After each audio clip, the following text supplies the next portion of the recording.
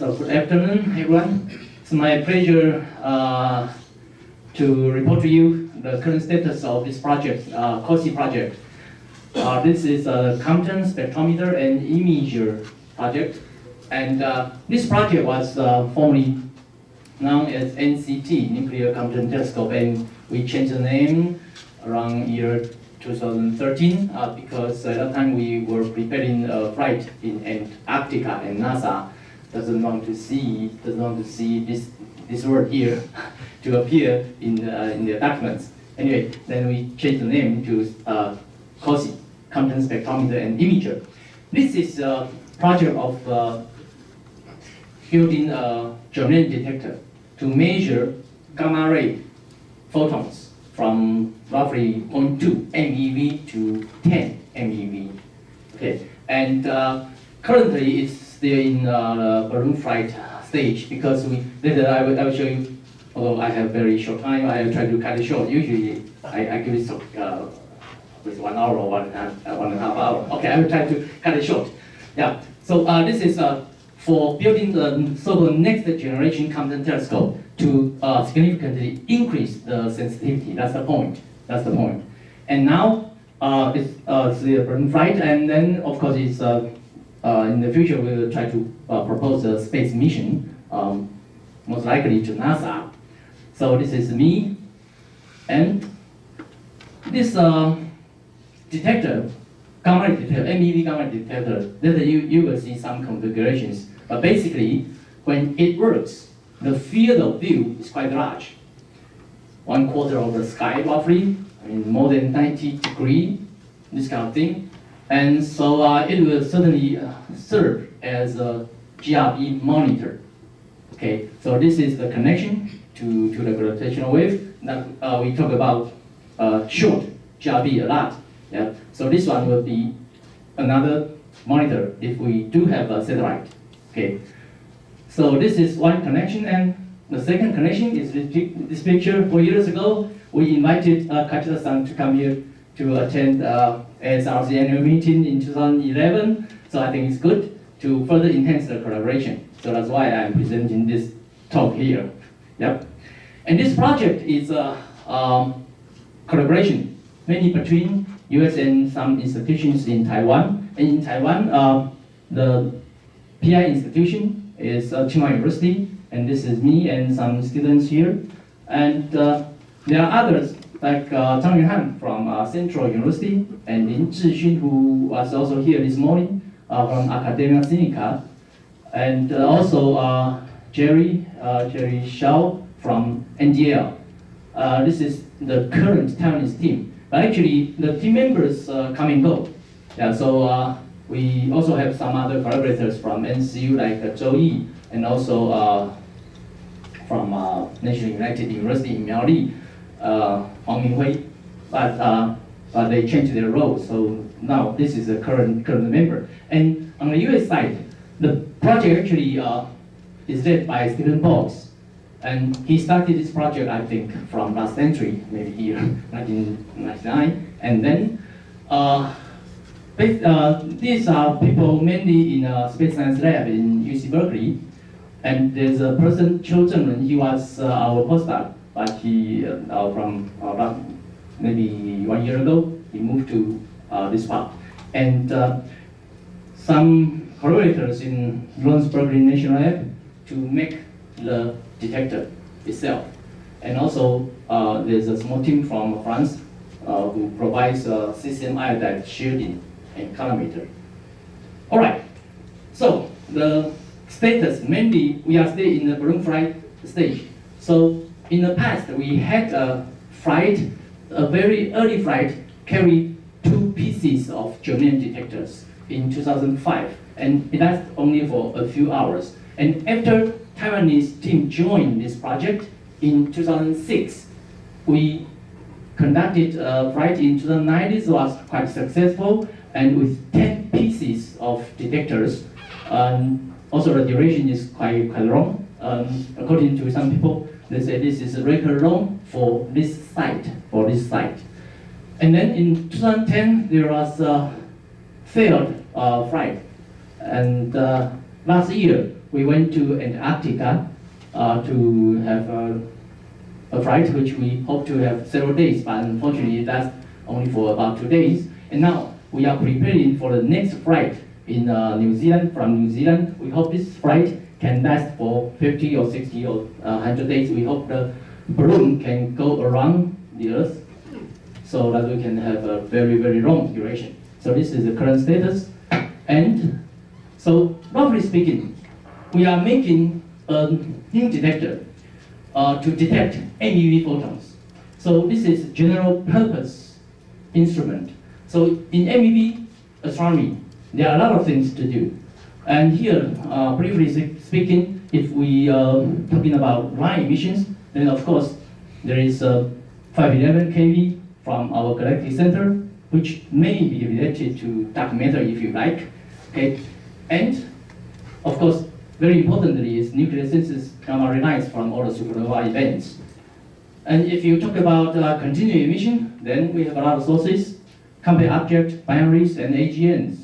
And in particular, this Compton telescope can measure polarization of MEV photons.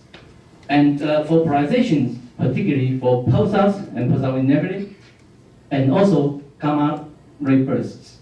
Yeah, this is quite important. If besides detecting gamma ray bursts, we can measure their polarization. That will provide us a very important information for our understanding of the GRB system, what they are. Okay. So again, this is the connection to the gravitational wave. Okay. So roughly speaking, the detector. Long time ago, this is ComTel onboard GRO. So it works in the 90s. The basic principle is that you have a photon, MEV photon, and scatter with some material and then absorbed by some material. And then by measuring the location and the energy here, and location and energy here, one can infer the incoming direction of the photon and also the energy of the photon. But for this kind of instrument, usually this is roughly 3 meters huge, and the whole thing tons, very heavy and large. And now what we are doing is something like this. We have pieces of detector. This is one piece, 8 centimeter and 1.5 centimeter thick, and we can have an array. So in this case, it's more likely that we can have multiple events in the detector, and we have 3D tracking. So we measure the location, again, the location and the energy of the recoiled electron for each interaction. And with this information that we can again infer the incoming direction and the energy of the incoming photon. Okay, so that's basic principle. And this is quite small, I mean, in terms of size and weight compared with the previous one. And later, I will show you the performance will be better than the previous generation Compton telescope. All right, so again, this is a different configuration from the previous one, but again, it's one piece, and we have here 12 pieces. And again, this demonstrates the principle of this kind of Compton imaging. And as I said, we can determine the direction and the energy of the incoming photon, but only for direction, only to the angle. So we actually determine the cone for the possible direction of the incoming photon. So we need to do a lot of things in order to get a final image. So that is, the life is not easy. Okay, let's move on. For the detector, this is one piece of detector. We have cross strip. There's a mirror, so you can see the back. And in order to determine the location of the interaction, of course, we can use the strip to the signal that we measure, so we know the XY direction. And for the Z direction, in the depth direction, we use the time difference of the signal to determine the direction, the location in Z direction. Okay. Again, this is the detector. Now you can see clearer the strip. And on the back is orthogonally strip. All right. And this I'm showing, this is a hand, fingers. So it's really small, 8 centimeter only. Okay. One piece is 8 centimeter. And this is an array that we flew in 2009 we had 10 pieces of this detector, and at that time we used this kind of configuration. And we put that one into a cryo state. This is a cryo state. And at that time with the cooling, we use liquid nitrogen cooling, so there's a liquid nitrogen. And this cryo state is shielded by BGO on the bottom and surrounded, and there's some PMPs. And this is in the instrument cradle, and the whole cradle is somewhere here. And then on the back we have electronics bay. All the readout electronics are here. And we call it eBay. And this is the gondola for the balloon flight, the whole gondola. So this is roughly 3 meters. The whole gondola roughly 3 meters, and the whole gondola is this small after the launch of the balloon. This small. All right. So this is a 2009 flight. With people there, and that flight was quite successful. And you see some pictures when the balloon was at float. The balloon actually expanded to about 200 meters in diameter. The balloon. Okay, and the payload, the gondola itself, is only meter size. It's only meter size, and that one was quite good. So this is the path of that flight from New Mexico, somewhere New Mexico, Fort Sumner, and to the west. And we cut it down before it reaches California, because again, NASA doesn't want any balloon to fly over California. There are too many people living there. Yep. So we cut it down. So with the data of that flight, actually we achieved the first crab detection. Crab detection. And you say, what a big deal, you detect crab. Yeah, but we are now, actually, we are trying to make a new instrument. New, I mean, different kind of technology from previous generation of Compton telescope. It's compact, and we use 3D tracking of the scattering effect. And all these things can help us to increase the sensitivity significantly. So there are currently some groups on the Earth trying to do similar things. And we are the first to have crab detection among all the efforts. Okay, so this is the image. By the way, I should mention that our spatial resolution is usually degree. Say, yeah, 1 degree is very good already. Now this is very difficult to overcome. But this is MEV photon. Yeah, it's a very difficult thing to do to overcome this problem, because we do not have really optics system. There are some other efforts try to design some optics for MEV photons, but that's another business. All right, so for the 2014 flight, you see we changed the configuration. Again, we have our germanium detector, the high purity germanium detector, and now we have 2 by 2 by 3. So altogether we have 12 detectors as an array. And again, this put into a cryostat, and this cryostat and some shielding, some cesium iodide shielding. Okay. So that one, and then again put into a gondola. So we also built another gondola. I skipped the failed launch in 2010. If you notice that at the beginning I mentioned there was a 2010 failure. So after that, we actually examined our detectors to see whether it's still good or not. And fortunately, the detector itself was almost no damage to that. And the shielding, BGO shielding is broken, so we changed the shielding from BGO to cesium iodide. And of course, we rebuilt another gondola. Okay. So because I do not really have much time, I just want to show you the sensitivity of this kind of design. This kind of design is that, as I mentioned, we have a compact array, which is just this large here. One piece of detector is 8 centimeters only. So 2 by 2 and by 3. It's just like this small. For such kind of small thing, you can see here, if we compare, this one is if we talk about line sensitivity, the red ones is this detector. And there is a working thing called SPI now on board integral. Now they're working. The sensitivity here, this is megasecond, and this is 200 days, so it's not fair. Yeah, it's not really fair. So, but if you translate roughly to consider megasecond roughly, then you see this is, yeah, megasecond is about less than 20 days, right? Less than 20 days. So they are actually comparable. They're actually comparable. Yeah. Okay. This is less than 20 days, and this is 200 days. So you should go up a little bit. Yep. So they are comparable.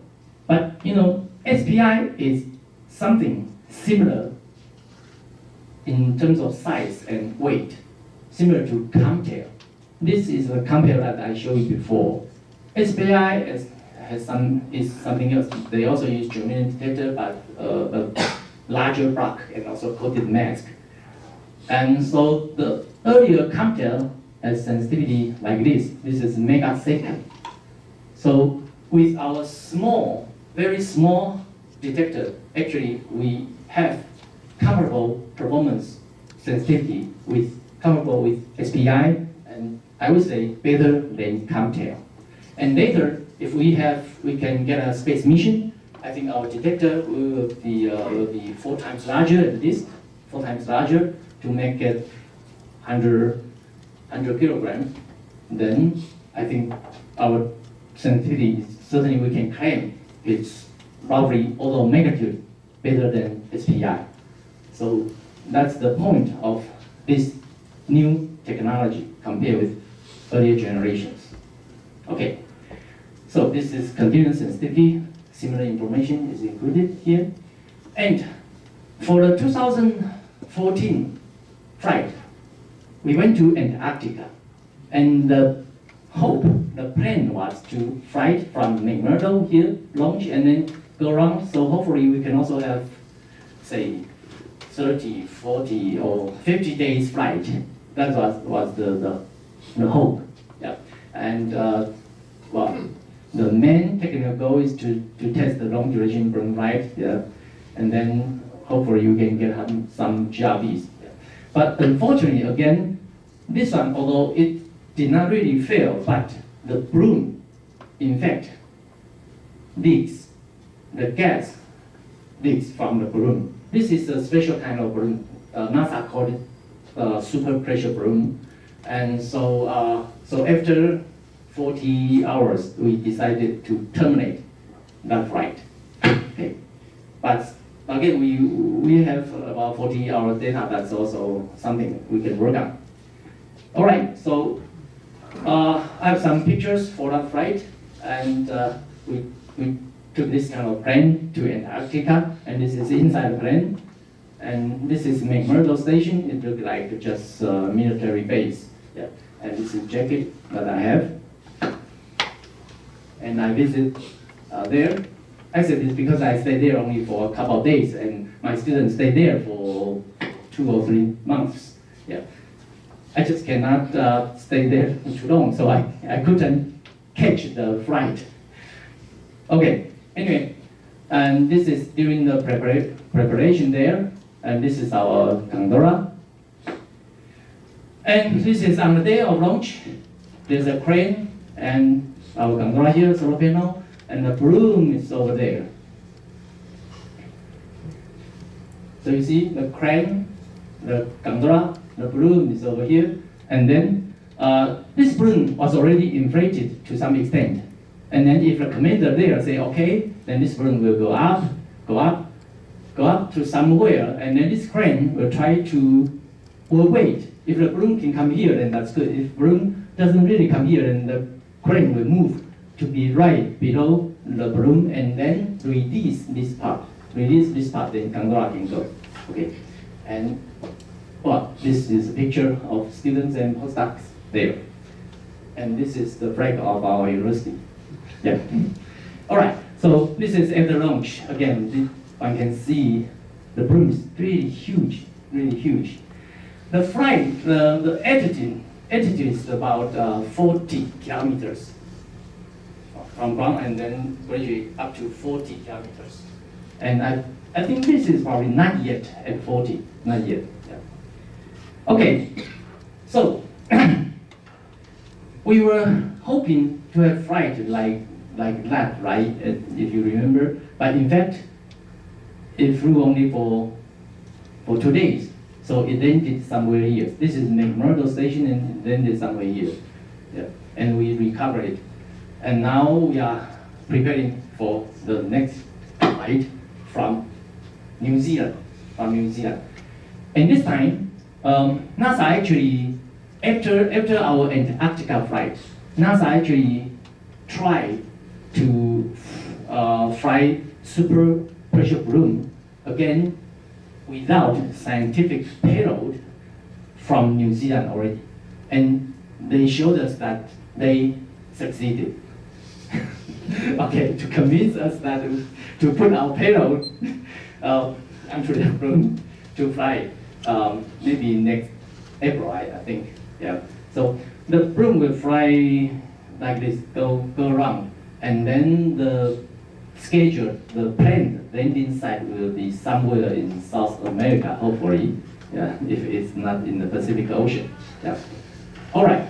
So again, for the scientific, if it goes 60 days, that's already quite a long time. We believe there are many GRBs that we will detect.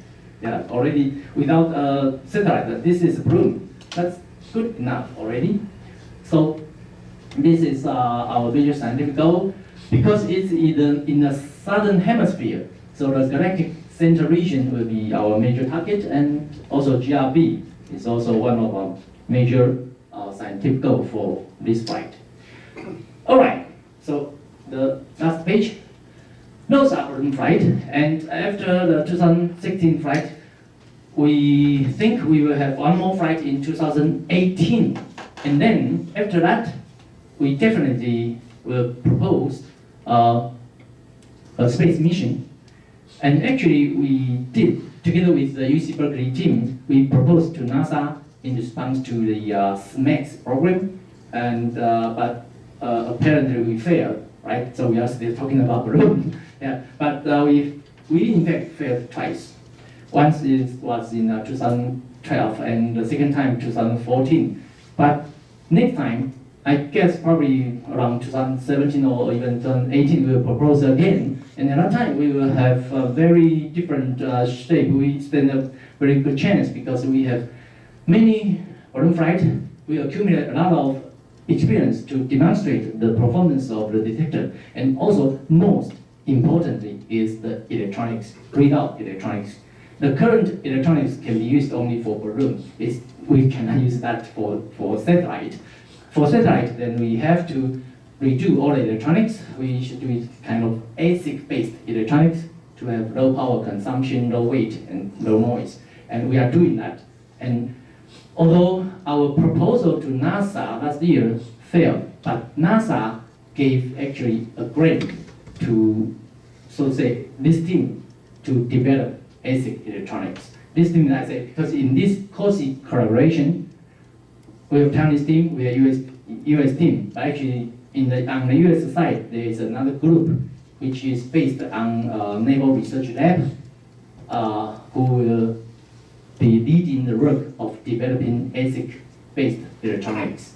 So we have already got a grant from NASA to do that. So that's a good sign. That's a good sign for our next proposal. So we are now working for a space mission. So, and also we are looking forward to working with camera. So this one here. Okay, thank you very much. Questions? So is the data going to be downloaded and downloaded in real time, or? For a balloon flight, if the balloon is still in the line of sight from the launching site, yes, we do that. But if it is out of range, yes, we still download that in real time through Tetris satellite system. Yeah, but there are some details because of the bandwidth and so on. So we do not really download all the data.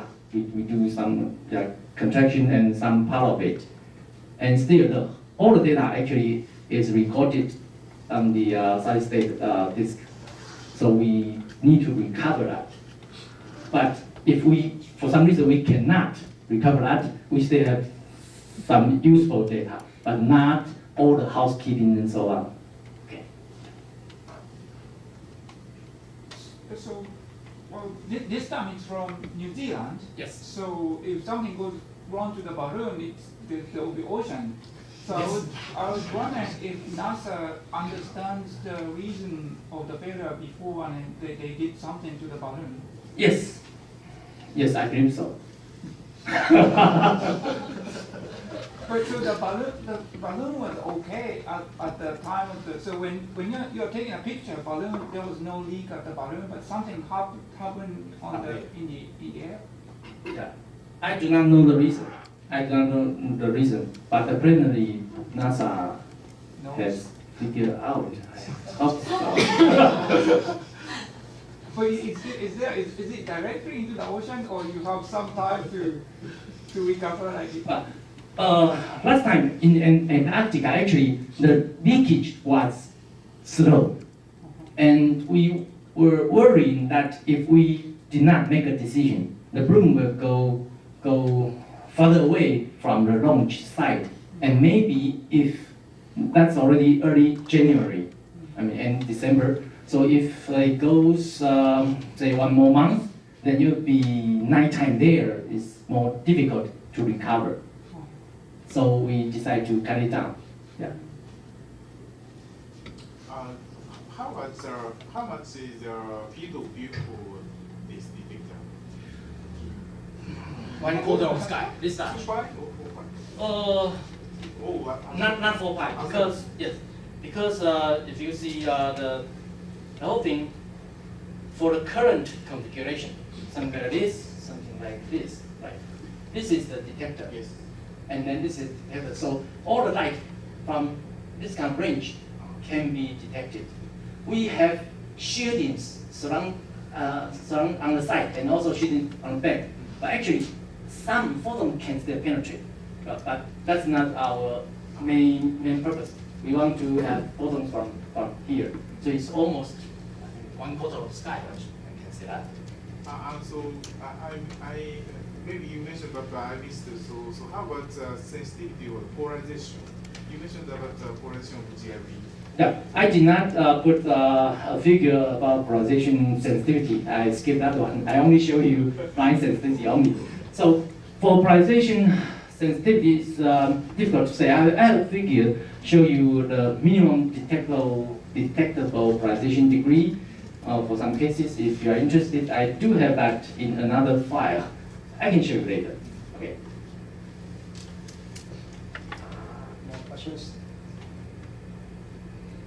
Okay, if no more, then thanks the speaker again. And Thank you. we will have a short break, and then